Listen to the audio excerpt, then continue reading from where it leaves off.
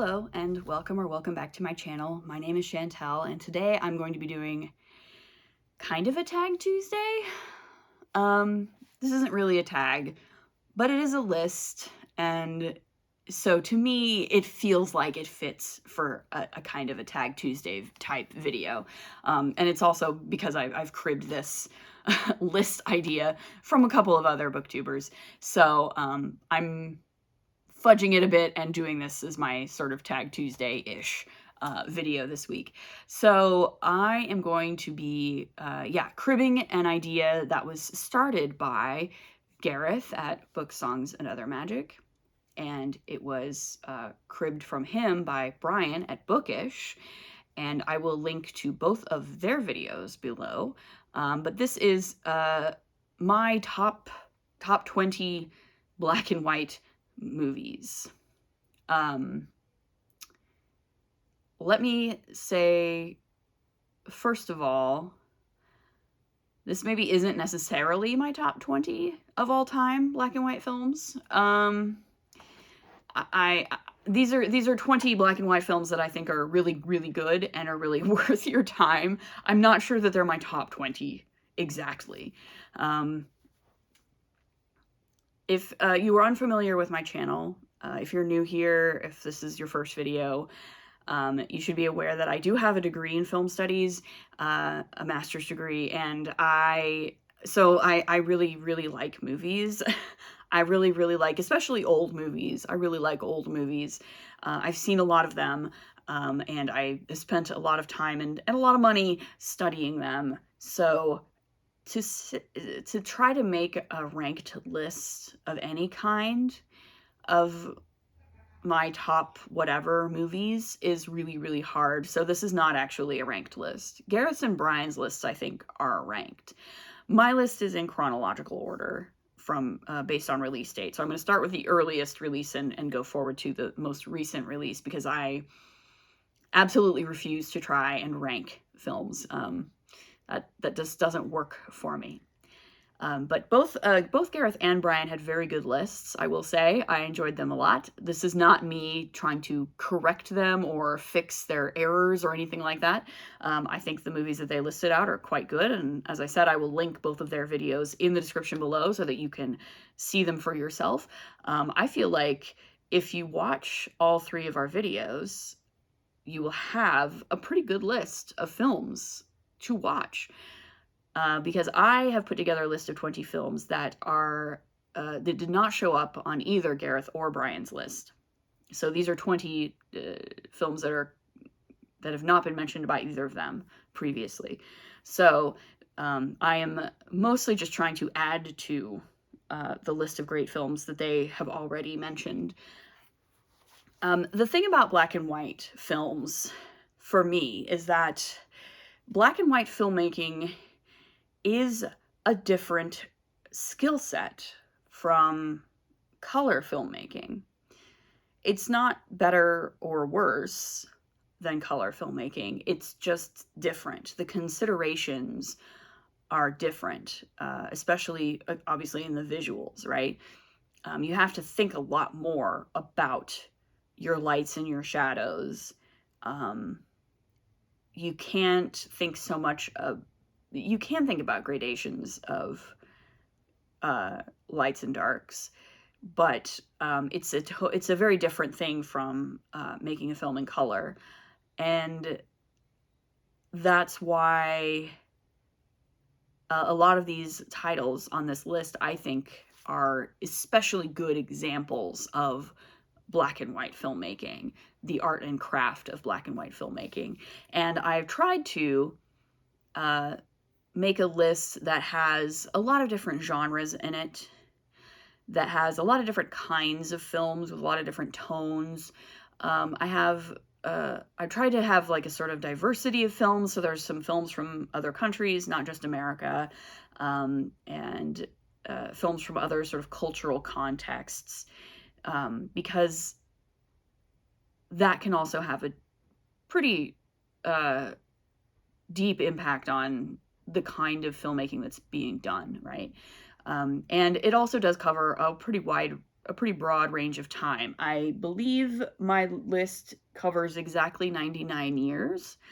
My earliest film on the list was released in 1922, and the most recent film on this list was released in 2021. So we're 99 years.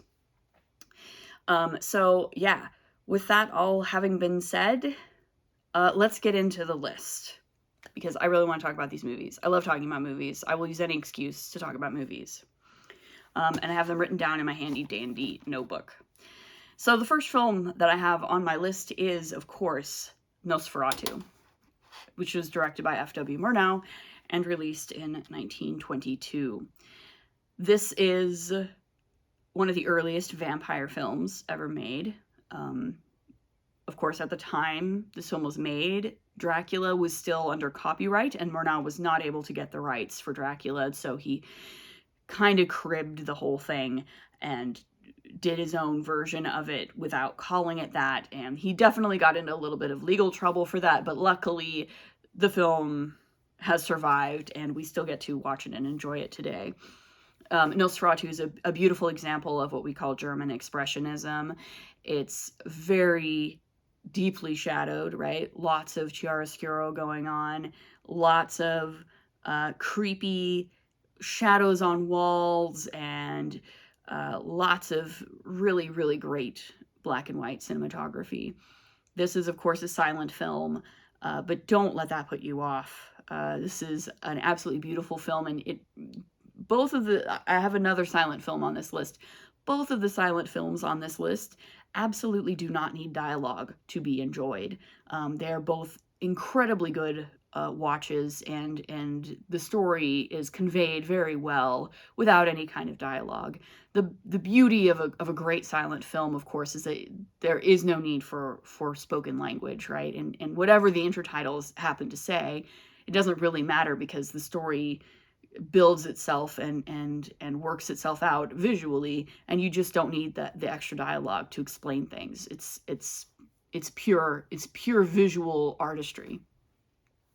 I had the pleasure of seeing Nosferatu a number of years ago on the big screen with a live orchestra, and that was an incredible experience. If you have a chance to do something like that ever, I highly recommend taking it.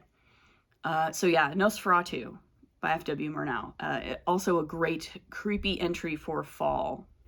There's a couple more of those on this list, in fact. Number 2 on my list is The Passion of Joan of Arc, directed by Carl Theodor Dreyer. This was released in 1928, I believe, and this is the earliest of many, of course, films about Joan of Arc and her life. And in my opinion, this is, absolutely the best. None of the later ones have ever even come close to this one. Maria Falconetti plays Joan of Arc in this film, and she gives a transcendent performance, and Dreyer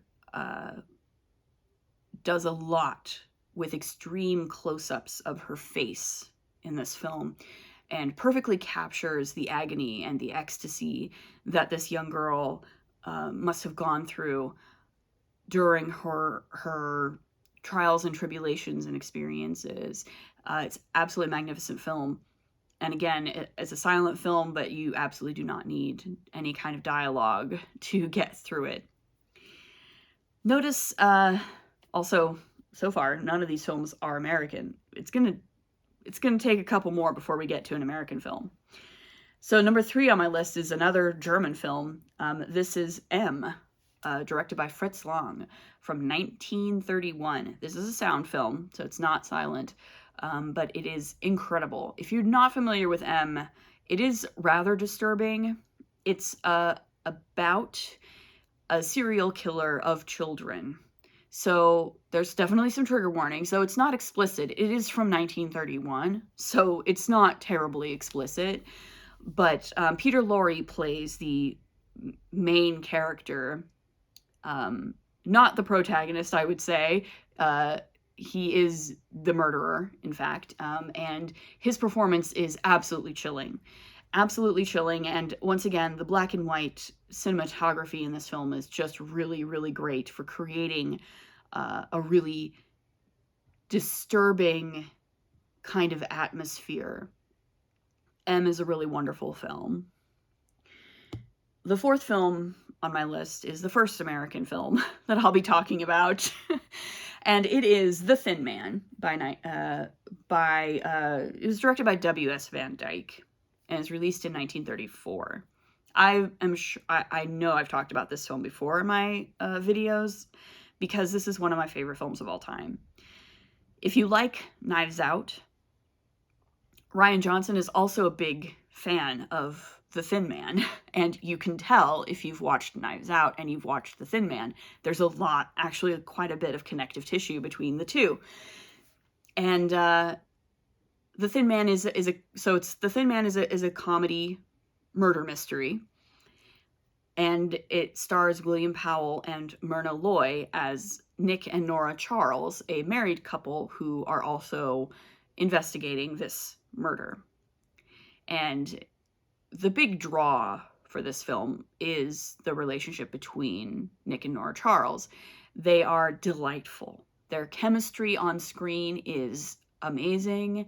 It's so funny, so witty. This is very much a sound film with lots of witty repartee between the characters, and there's lots of great interplay. There's a wonderful supporting cast of really kooky characters, all played beautifully by these various character actors that are all amazing. It's just a great, great time. There is even a funny dog that makes really fun antics happen. His name is Asta. Love this movie. It's so much fun. If you're looking for something that's just going to be really light, really quick, and give you a lot of laughs, The Thin Man is the way to go.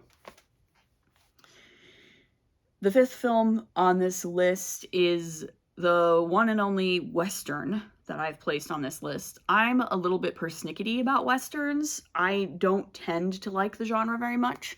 I have some issues with, like, just the general thematic concerns of Westerns broadly.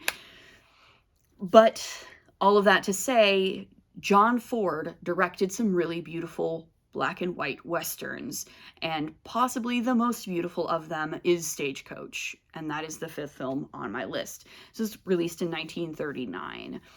And yeah, John Ford was a master of filming the environment he liked to film primarily in Monument Valley in Arizona, and he filmed it absolutely beautifully in black and white. The starkness of the landscape, the way that the sun beats down on the landscape is just absolutely amazing, and does it beautifully. We think a lot about the use of shadows and the use of darkness in black and white photography, but the use of the brightness and starkness of the light in Stagecoach and in other Westerns that John Ford directed is absolutely magnificent, and a brilliant use of the black and white cinematography.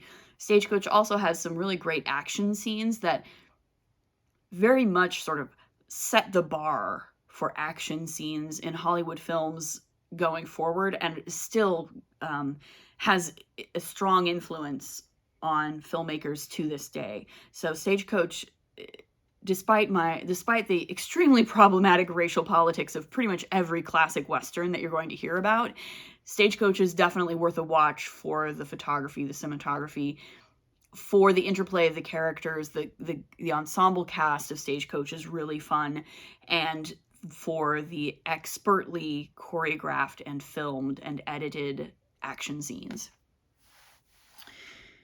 The sixth film on this list is another comedy. This is a classic romantic screwball-y kind of comedy, and that's His Girl Friday.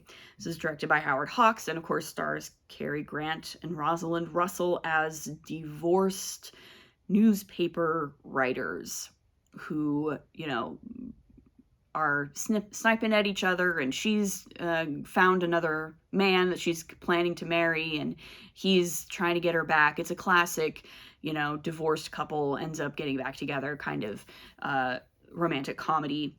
situation with some of the best witty repartee that you're ever going to hear in a Hollywood film. And again, black and white photography that's crisp and clean.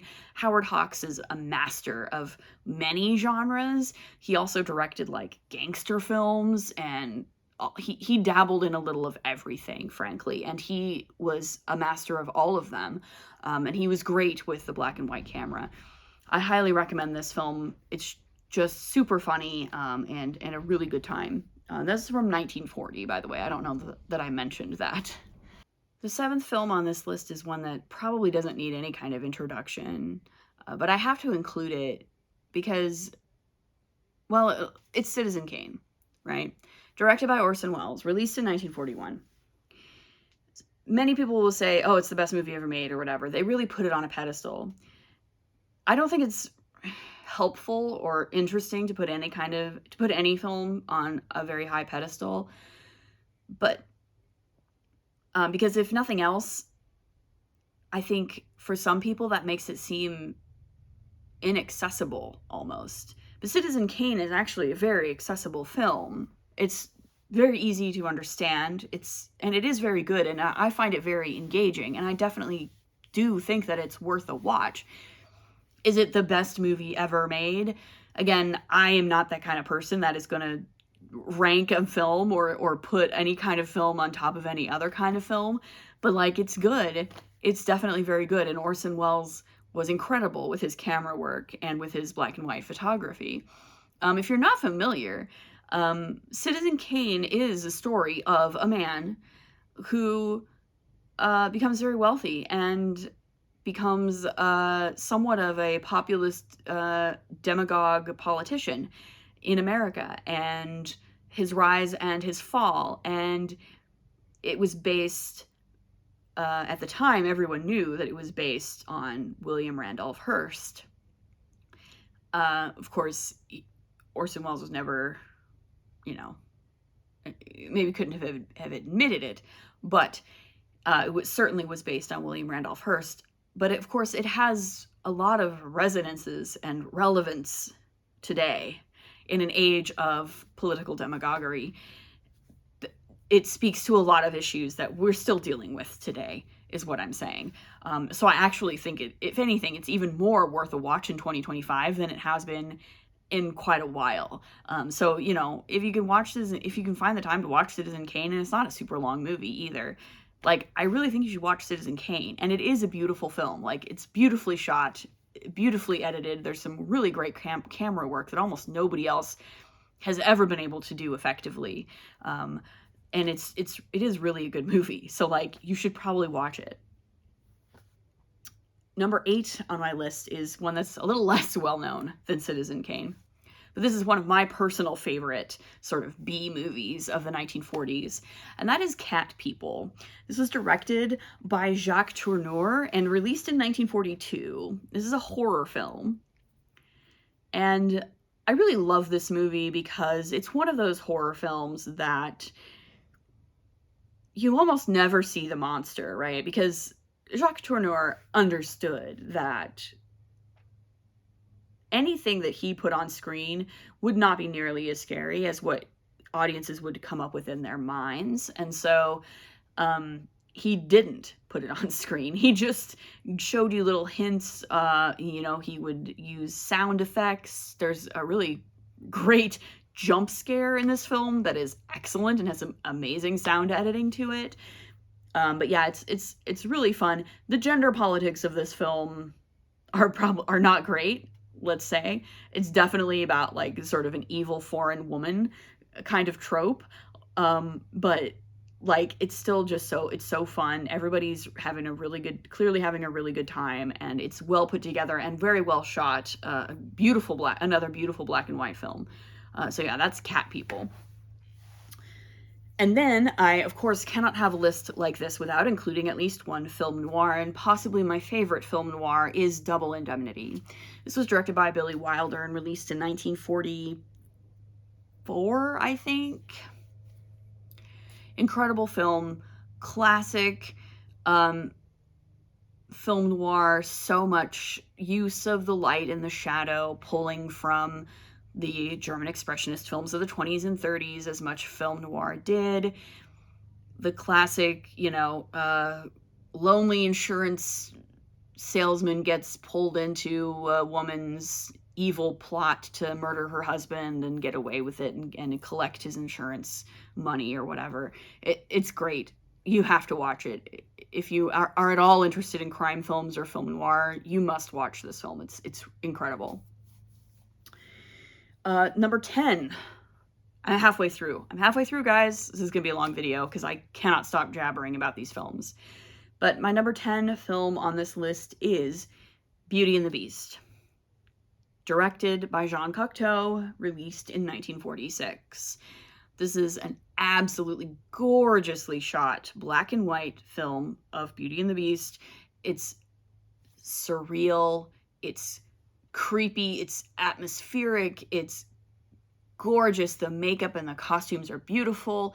It's absolutely wonderful. You have got to watch this. If you are into fairy tale retellings at all, this is a must watch. It's absolutely beautiful film, and there's some really creepy imagery and really atmospheric imagery, and I just love it so much. Please watch this film. It's not hard to find. You can get it on DVD or Blu-ray, watch it on the Criterion Channel. Just watch it. It's great. It is French, so it's in French. Again, some of these films, several more of these films now in the later part of the list are not American. Including the next one, my 11th film on the list, which is Bicycle Thieves. It's directed by Vittorio De Sica and released in 1948. This is, of course, a dyed-in-the-wool classic of Italian neo-realism in the post-war era. An incredible little story about a man whose job relies on his bicycle, and his bicycle gets stolen. And he has to find the thief and find his bicycle so that he can keep his job. Otherwise, he will lose his job and he will not have any money to feed himself or his kid. It's a great film. I really like Italian neorealism. It's this thing that emerged out of the post-war era, in which there was basically all the film studios had been destroyed in the war, and so and there was no money, so you just grabbed your camera and you hired often non-actors to just do things, and it's not technically documentary, it's still fiction filmmaking, but it's often with non-professional actors and shot on location, usually often in Rome. Open City is another big one that I really love, and it's life, right? It's life, and it's brutal, and it's often harsh, but it's often also quite beautiful. And Bicycle Thieves is all of those things. The next film is also not American. My number 12 film on this list is a Japanese film, but it's not a Japanese film that you're going to probably be familiar with. Kurosawa is probably the director that is most familiar to most Americans, and with good reason. I really like Kurosawa's films, and I believe Gareth talked a little bit about Kurosawa and particularly Seven Samurai, which is a great film, and samurai films are really great, and that's, a big part of what Japan is known for in terms of their films, that and like kaiju movies like Godzilla. But there's other films out of Japan that are also really good and really interesting and really worth your time. And one of them is Tokyo Story. This is directed by Yasujiro Ozu and is released in 1953. And this is very much an intergenerational drama of post-war Japan, where these older folks go visit their adult children in Tokyo, and it's about life, and it's about the way that things change from one generation to the next, and it's about the continuing sort of lingering trauma of the war, and how Japan is recovering from that, and how Japan is both embracing modernity, but also still living in a lot of traditionalist, has a lot of traditionalist streaks in its culture, and the clash and the complementary, the clash between the traditionalists and the modernists, and all of these things. And it's a beautifully shot film, Highly recommend that you see any movie that Yasujiro Ozu directed, actually. But this is one of my favorites of his that's in black and white, so you should watch it. The next film, we've got 4 in a row that are not American. This is an Indian film. So my 13th film on this list is Pather Panchali. This is directed by Satyajit Ray, and it was released in 1955. This is the first of a trilogy, actually. It's called the Apu trilogy because the main character is called Apu, and he's in this film he's a young boy and he grows into a man over the course of the trilogy. This is about his childhood in rural India.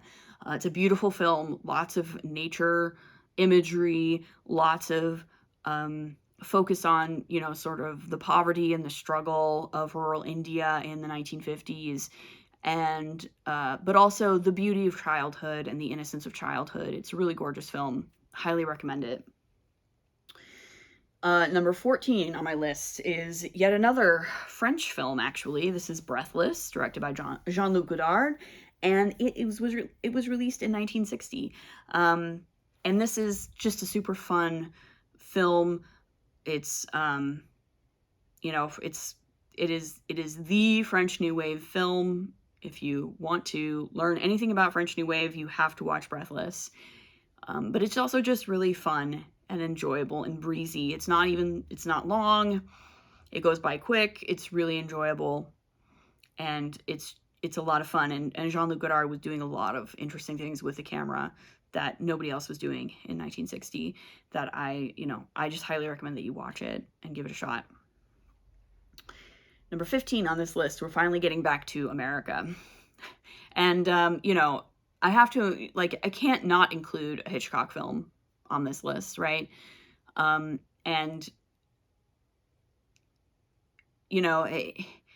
by Northwest is great. Black and White Hitchcock is great. Brian mentioned Rebecca, which is also really fun. But I have to give a little shout to Psycho, which of course was released in 1960.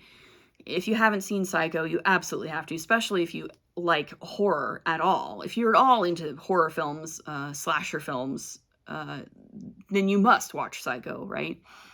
It's a brilliantly put together film. The black and white photography is absolutely amazing.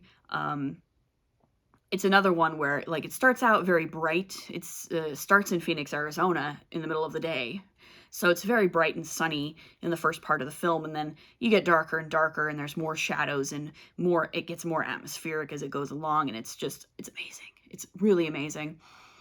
The musical, the score is really incredible. Was doing some incredible things, and yeah, I mean, if you haven't seen Psycho, you really need to give it a watch. Number 16 is another horror film. This is possibly my all-time favorite horror movie ever, and that is The Haunting. It was directed by Robert Wise, and it was also it was released in 1963. And this is, of course, an adaptation of Shirley Jackson's The Haunting of Hill House. So if you've read that, you know what's going to happen in this movie. But it's really, really, really creepy. It is possibly the creepiest movie that I have ever seen, in which we never, ever see a monster. We never see a ghost. We never see a monster. We never see anything, right? It's all done with some minor visual trickery and a lot of really great sound editing. It's an incredible film, and you absolutely have to watch it. Yeah, it's the perfect, in my opinion, the perfect haunted house movie. Watch it on Halloween. You will not regret it. Number 17 is a weird, slightly obscure, kind of noir-ish film that I watched a couple of years ago for the first time, and just really, it really stuck with me. And that's The Naked Kiss. This was directed by Samuel Fuller, and this was released in 1964. And this is a film where Samuel Fuller was really not afraid to tackle some very rough subjects. So I will say, from the get out, that if you have any kind of triggers, you should probably check the trigger warnings on this film before watching it. It's not graphic. It's not super graphic, but it definitely deals pretty frankly with some pretty uncomfortable subjects in ways that I was absolutely not expecting from a film released in 1964, and I have seen a lot of movies, so it shocked me. It shocked me. But yeah, this is about a former sex worker who is trying to basically straighten out her life, right? And she falls in love with seemingly the perfect man, and she thinks she's going to get married and have a family, and then things happen. And I don't want to say any more than that because A, triggers, and B, those triggers are also spoilers. Like, literally the main twist of this film is both a major spoiler and a potential trigger for people, which is why I highly recommend if you have triggers, you check it out for the content warnings first. But it's so good. So if you don't have triggers or you think you can handle it, I would watch this without knowing what's coming, because I didn't know it was coming and it blew me away. Now, number 18 on my list is a film called Black Girl. This is released in 1966, and it was directed by a Senegalese director. His name is Ousmane Sembene. And this is the story of a Senegalese girl who goes to France to be basically an au pair for a white French couple. She's like, maid, a nanny, cook, whatever. She's like their servant in France. And it's her story, and it's a really shocking sort of drama about the racial politics between France and its former colonies in Africa. And it's really quite an amazing film to watch. I highly recommend Black Girl if you can find it. It's great. So yeah, it's Senegalese French, basically, film. And then the 19th film on this list is Killer of Sheep, directed by Charles Burnett, and this was released in 1978. This is part of a film movement out of the late 70s, early 80s in LA called the LA Rebellion. And Charles Burnett is an African-American filmmaker who was making films about the African-American experience, particularly in Los Angeles and the Los Angeles area in the 1970s and 80s. And Killer of Sheep is about a man who works at a slaughterhouse, so that's where the title comes from. So I don't recall it being super graphic. It's not really about the slaughterhouse, but there might be some graphic stuff in it regarding animal killing, so you might want to double check the content warnings. It's been quite a while since I've watched this film, but it's a very, very good film. Again, it's focused mostly on just sort of everyday life in sort of the poorer parts, working class parts of Los Angeles, the black neighborhoods, right? In Los Angeles in the 70s. And it's a very good film, and, Charles Burnett is the African-American filmmaker par excellence, really, of the 1970s and 80s, and highly recommend that you watch any of his films, really. And then finally, my number 20 on this list, released in 2021, it is The Tragedy of Macbeth, directed by Joel Cohen. I love this movie. I love Macbeth. Macbeth is a great play. This is one of my favorite recent adaptations of it. Denzel Washington is absolutely incredible at the top of his game. And so is Frances McDormand, by the way, as Lady Macbeth. And the way that Joel Cohen shot this is just so gorgeous. And it's so creepy. And I love that he chose to shoot it entirely on sound stages and not at all outside on location. So even the outdoor scenes have that feeling of being on a soundstage. It makes it feel like one of these films from the 1940s that were shot entirely on sound stages. I absolutely love the visuals in this film. I love this adaptation. I thought it was really great. It's one of the best Shakespeare adaptations I've seen in quite a while. So I highly recommend The Tragedy of Macbeth. So that is 20 black and white films I hope that, combined with the films that Gareth and Brian talked about in their videos, if you are interested in black and white films, in older films, in any of the genres that we've mentioned, that you now have some titles that you can explore. Almost all of the titles on my list are available on streaming. You can find many of them on the Criterion channel. I will link to the Criterion channel in my description because I highly recommend it if you're at all interested in the art and craft of filmmaking. They have a lot of great titles on there. They're also usually, many of these titles are widely available on DVD and Blu-ray too.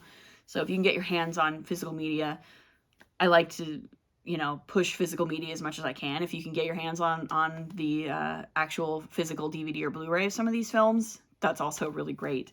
I've also put all of these films in a list on my Letterboxd, and I will link to that Letterboxd list below as well, so that you can look at it. Letterboxd is really good at telling you where you can watch any given film. So you can click on any film title, and Letterboxd will tell you what services it is available to stream on, or if it's available on DVD or whatever.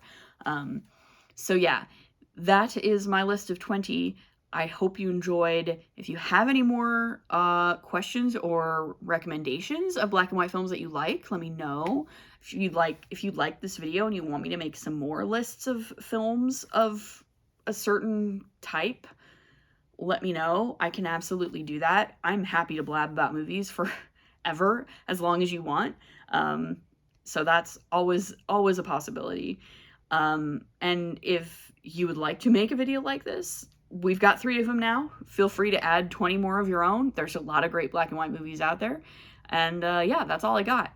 If you like what you see, like the video, you can subscribe if you want, and we will see you in the next one. Bye.